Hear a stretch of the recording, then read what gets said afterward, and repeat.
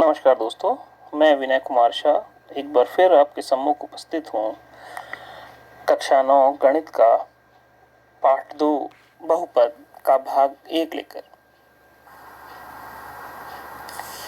इस भाग में हम बहुपद, पद, शून्य बहुपद, बहुपद के शून्यक एवं शेषफल प्रमेय के बारे में जानकारी प्राप्त करेंगे।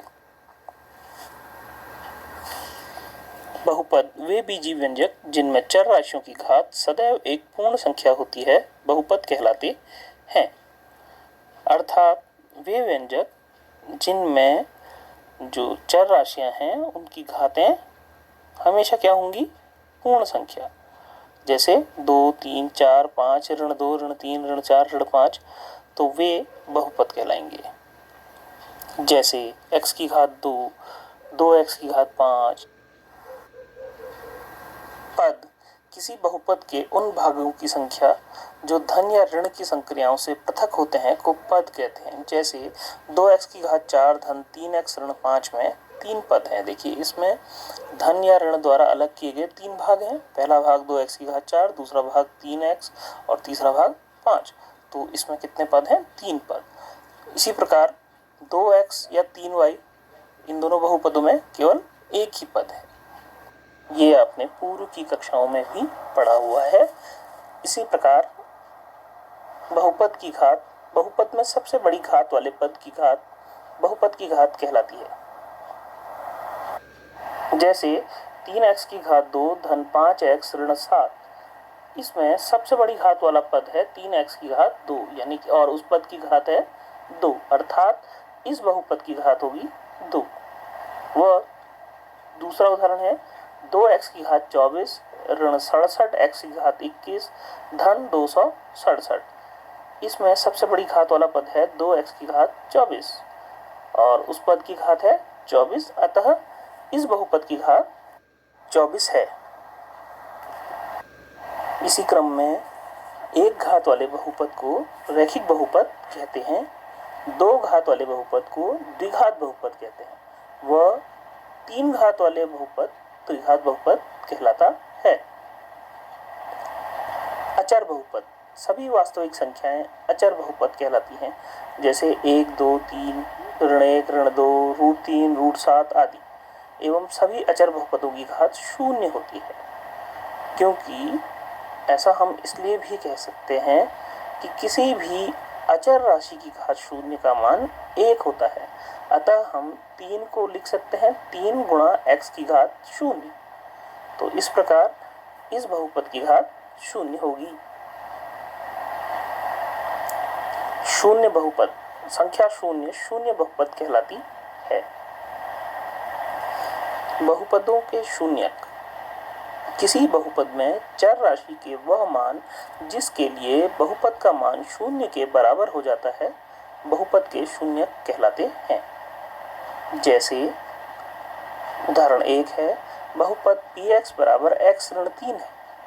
इसमें यदि हम x बराबर 3 रख दें तो p3 का मान हो जाएगा 3 ऋण 3 बराबर 0, अर्थात x बराबर 3 इस बहुपद का एक शून्यक है, क्योंकि x बराबर 3 रखने पर इस बहुपद का मान 0 आ जाता है। अतः x बराबर 3 इस बहुपद का शून्यक कहलाता है। उदाहरण 2, बहुपद px बराबर x² - 5x धन 6 में x बराबर 3 तथा x बराबर 2 रखने पर p3 बराबर 3 की घात 2 ऋण 3 गुणा 5 धन 6 बराबर 9 ऋण 15 धन 6 बराबर 0, अर्थात p3 मान 0, अर्थात px में x बराबर 3 रखने पर 0 आता है। इसी प्रकार p2 का मान हम देखते हैं, p2 बराबर 2 की घात 2 ऋण 3 गुणा 2 धन 6 बराबर 4 ऋण 10 धन 6 बराबर 0, अर्थात p2 का मान भी 0 है। इसलिए x बराबर 3 व x बराबर 2 दोनों इस बहुपद के शून्यक हैं। शेषफल प्रमेय, किसी भी विभाजन की प्रक्रिया में भाज्य, भाजक व भागफल के गुणन में शेषफल का योग कर प्राप्त किया जा सकता है। अर्थात भाज्य बराबर भाजक गुणा भागफल धन शेषफल। इस प्रमेय से यह स्पष्ट होता है कि यदि किसी विभाजन की प्रक्रिया में शेषफल शून्य आता है तो वो भाजक उस भाज्य का एक गुणनखंड होता है, क्योंकि तब हम भाज्य को भाजक गुणा भागफल के रूप में प्रदर्शित कर सकते हैं। अब हम देखते हैं कि यदि हमारे पास दो बहुपद px व gx हैं तो शेषफल प्रमेय से px बराबर gx गुणा qx धन rx, जहाँ qx भागफल व rx शेषफल।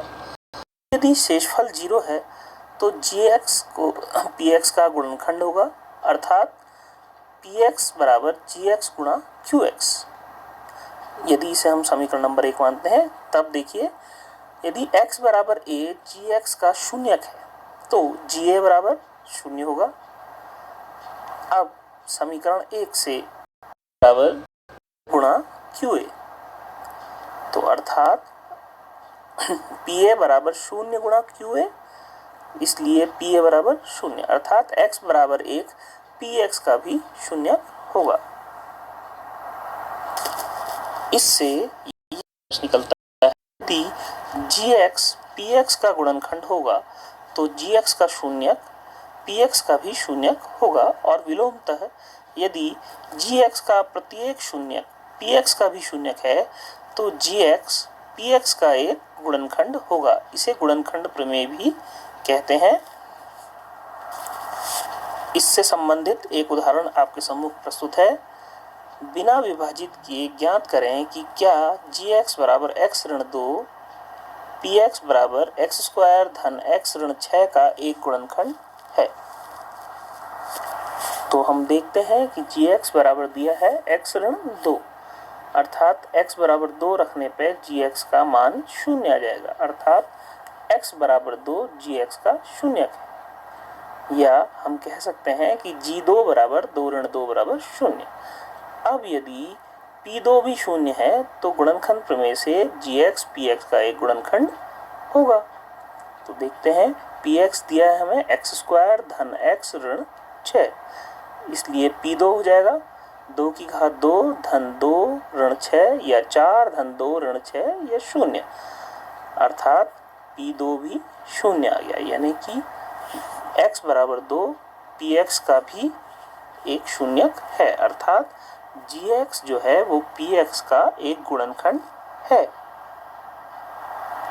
तो इस प्रकार बिना विभाजन किए भी हम ये देख सकते हैं कि कोई बहुपद gx किसी अन्य बहुपद px का गुणनखंड है अथवा नहीं।